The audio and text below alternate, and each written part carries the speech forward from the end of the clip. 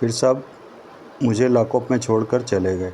मैंने तेज़ी से अपने सैंडल की हील सरकाकर उस माइक्रोफ़ोन से संबंधित रिसीवर निकाला और कान में डाल लिया। मेरे मेहमान अच्छी तरह जानते हैं कि इस माइक्रोफ़ोन का इस्तेमाल मैं अपने पिछले भी कई मिशनों में अच्छी तरह कर चुकी हूँ। अब बॉन्ड के कोट के पीछे चिपके माइक्रोफ़ोन की वजह से मैं उसकी सारी बातें अपने कानों में लगे रिसीवर द्वारा सुन रही थी। तभी मेरे कानों में बॉन्ड की आवाज़ गूंजी। मिस्टर ठाकरे, पीछे आपकी सीबीआई के जांबाज सिपाही हमारा पीछा कर रहे हैं, उनसे पीछा छुड़वाओ। मम्मा, मैं क्या करूं? चीफ गजानन ठाकरे बौखलाया। आपकी विशेष गाड़ियों में वायरलेस सिस्टम लगा है। अब यह भी मैं बताऊं कि आपको क्या करना है? बॉन्ड गरजा। ओके। फिर गजानन ठाकरे अपनी गाड़ी में लगे वायरलेस सिस्टम पर बोला। पी पी वायरलेस की बीप मेरे कानों में गूंजने लगी। श्रीवास्तव, गजानन ठाकरे वायरलेस पर बोला, देखो हमारा पीछा न करो वरना बॉन्ड मुझे अभी। उधर से छीना झपटी की आवाज़ें आई। मैं समझ गई कि बॉन्ड ठाकरे से वायरलेस रिसीवर छीन रहा है। जान से मार देगा। बॉन्ड ने गजानन ठाकरे के शब्द पूरे किए। अगले 2 सेकंड में मुझे आपकी गाड़ियाँ सड़क पर रुकती नजर न आई तो मैं आपके चीफ की लाश इस सड़क से बाहर डाल दूंगा। फिर करते रहना मेरा पीछा। बॉन्ड गरजा। ची ची। मुझे कुछ बहुत मध्यम सी ब्रेकों की आवाज़ सुनाई दी, मानो बॉन्ड के आदेश पर पीछा करती सीबीआई की गाड़ियों का काफिला पीछे रुकना शुरू हो गया था। गुड। बॉन्ड की हंसी मेरे कानों में पड़ी। खट। फिर उसने रिसीवर सेट हुक पर टांग दिया। चलते रहो गजानन। फिर बॉन्ड ने चीफ गजानन को आदेश दिया, गाड़ी इंडिया गेट की तरफ ले लो।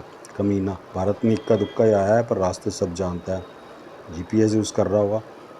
मैं बड़बड़ाई।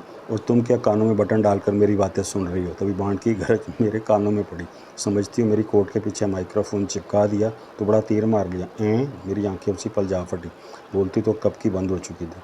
हा। बॉन्ड की हंसी उस रिसीवर के जरिए मेरे कानों में पड़ी। जान, घबराओ नहीं। उस माइक्रोफोन की बदौलत मैं तुम्हें ऐसी ऐसी बातें सुनाऊंगा कि तुम दंग रह जाओगी। फिर भी पता ना लगा पाओगे कि बॉन्ड किस फिराक में हिंदुस्तान आया है, कोहिनूर की या तुम जैसी नमकीन हूर की। कमीना, मैं बुद्ध सब जानता है कि मैंने इसके कोट के पीछे माइक्रोफोन चिपकाया है और अब इसकी बातें सुन रही हूँ। अभी सच भी बोलेगा तो मुझे लगेगा कि झूठ बोल रही हूँ और जानबूझकर मुझे सुना रहा है। कोई बड़ी बात नहीं, इसके किसी झूठ को ही मैं सच समझ बैठूँ और फिर मात खा जाऊँ। शिट। मैंने फिर लॉकअप में नजरें नचाई। ठीक। अब अशोक रोड पर तुम उतर जाओगे और आगे की यात्रा बॉन्ड अकेला करेगा। तभी बॉन्ड का स्वर मेरे कानों में पड़ा। मगर चीफ गजानन ठाकरे ने कुछ कहना चाहा। खामोश, खबरदार जो तुम कुछ बोले तो। बॉन्ड हंसा। मैं समझ गई कि जेम्स बॉन्ड शायद कहीं और गजानन ठाकरे को उतार रहा है, मगर मुझे यही चिता रहा है कि वो उसे अशोक रोड पर उतार रहा है। यानी ऐसे छल उसने आगे भी करने थे। यानी मेरा माइक्रोफोन उसने मेरे ही विरुद्ध इस्तेमाल करना था और मैंने हर वक्त इसी दुविधा में रहना था कि वो मुझे सही कह रहा है या गलत। चलो उतरो। चिंग। तभी बॉन्ड की आवाज़ के साथ गाड़ी रुकी। धड़ाक। फिर दरवाज़ा खुला और गाड़ी में से गजानन ठाकरे की आवाज़ सुनाई दी। बॉन्ड, ये तुमने ठीक नहीं किया। वो शट अप कहता बॉन्ड गाड़ी ड्राइव करता आगे कहीं निकल गया। अगले 2 मिनट तक खामोशी छाई रही। नीला डार्लिंग। तभी बॉन्ड की रहस्यमयी आवाज़ मेरे कानों में पड़ी। मैं चला हूँ कर्नल सैमी की हत्या करने। नहीं, मैं चीखी, पर मैं जानती थी कि मेरी चीख बॉन्ड तक नहीं पहुँच सकती, क्योंकि उसकी आवाज़ सुनने के लिए मैंने माइक्रोफोन उसे लगाया था, जबकि मेरी बातें सुनने के लिए उसने प्लेन में मेरी सैंडल के नीचे जो माइक्रोफोन लगाया था वो तो मैं मोटर बोट में उतार कर फेंक चुकी थी। और मेरे लगाए माइक्रोफोन से वो बातें सुन नहीं सकता था, उसकी बातें मैं सुन सकती थी।